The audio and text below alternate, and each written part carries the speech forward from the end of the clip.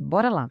Hoje a gente vai desvendar as ideias do Gustavo Cerbasi no livro Como Organizar Sua Vida Financeira. A ideia aqui é entender como que, botando ordem no dinheiro, a gente consegue construir uma vida, sabe, mais feliz, com mais equilíbrio.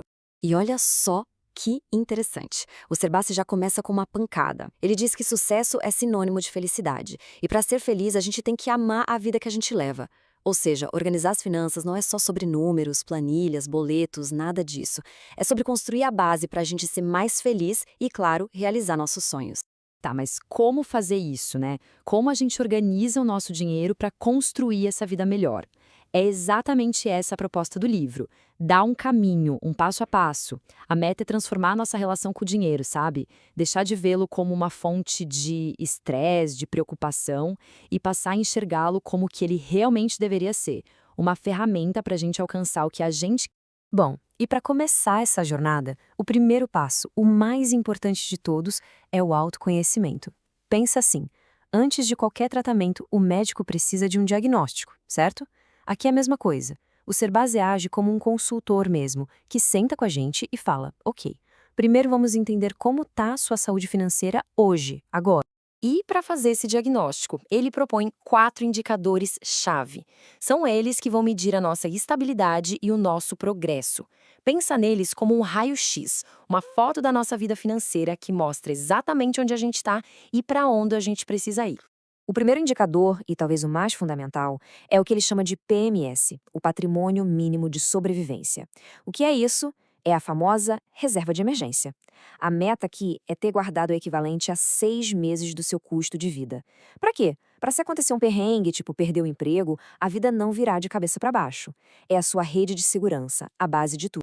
Depois de construir essa base, o próximo passo é o PMR, o Patrimônio Mínimo Recomendado.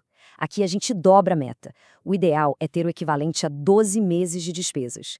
E isso aqui já não é mais só para sobrevivência, é para ter segurança de verdade. É esse dinheiro que te dá liberdade de, sei lá, recusar um emprego ruim, pedir demissão para começar um projeto pessoal, é o que te dá poder de escolha. Certo. O terceiro indicador é o patrimônio ideal para a idade, o PI.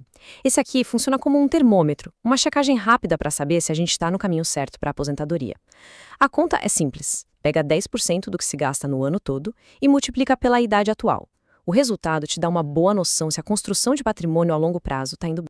E por fim, chegamos no grande objetivo, o sonho de muita gente, o patrimônio necessário para a independência financeira. Aqui a conversa é outra. A meta é ter um patrimônio tão grande que os rendimentos dele, algo em torno de 8% ao ano, paguem todas as suas contas. É o ponto em que o dinheiro trabalha por você, e não o contrário. Ok, diagnóstico feito. Agora a gente já sabe onde está. O próximo passo, claro, é traçar o mapa para chegar onde a gente quer. E é muito importante entender isso.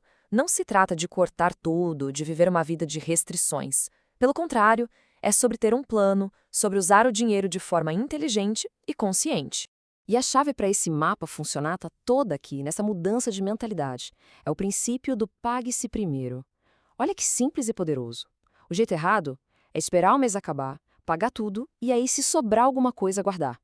O jeito certo é o oposto. Assim que o dinheiro cai na conta, a primeira coisa a fazer é guardar. É tratar a sua poupança como o boleto mais importante do mês. E como é que a gente faz isso virar realidade? Primeiro, define uma meta, algo entre 10% e 20% do que se ganha. Segundo, e essa parte mágica, automatiza.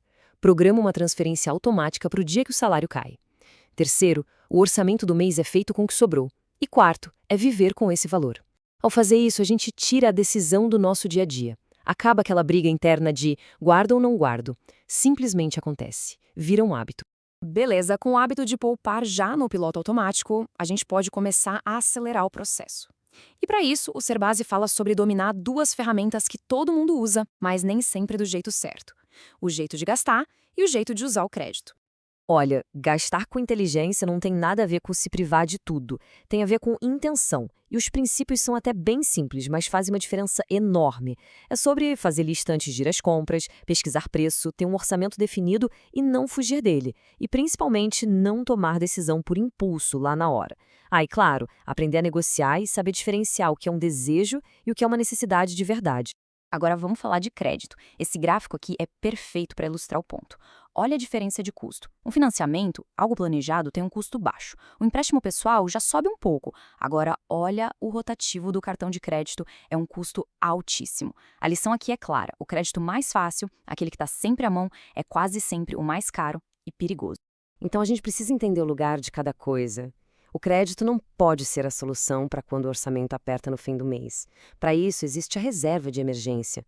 O crédito tem que ser visto como uma ferramenta estratégica que a gente usa com planejamento para comprar algo importante como um imóvel ou para alcançar um objetivo específico. Usar com consciência, essa é a palavra. E aí, juntando todas essas peças, o diagnóstico, o mapa do Pague-se Primeiro, o uso inteligente do dinheiro, a gente chega no destino final. O grande objetivo de toda essa jornada, a tão sonhada independência financeira. E o que é, afinal, essa tal de independência financeira? É simplesmente o ponto em que os seus investimentos geram uma renda que é suficiente para cobrir todo o seu custo de vida, para sempre, sem que você precise trabalhar por obrigação. E o mais legal é que o Serbase não trata isso como um sonho distante, uma fantasia. Ele mostra que é um resultado totalmente possível se a gente aplicar com consistência os princípios de diagnóstico, planejamento e disciplina. Então, resumindo a jornada, é mais ou menos assim. A gente começa com o diagnóstico, que é conhecer os próprios números para ter clareza e direção. Depois, a gente traça o mapa, com a regra de se pagar primeiro, para construir riqueza de forma consistente. No caminho, a gente aprende a usar as ferramentas, como o crédito estratégico, para ter menos custos e acelerar o processo. E tudo isso com um objetivo claro em mente: investir consistentemente para alcançar a independência financeira. Porque, no fim das contas, a pergunta que fica é essa: se o dinheiro não fosse mais uma preocupação, como seria a vida? Organizar as finanças, no fundo, não é sobre acumular dinheiro por acumular. É sobre ter a liberdade de responder a essa pergunta. E, mais importante, de construir a vida que essa resposta descreve.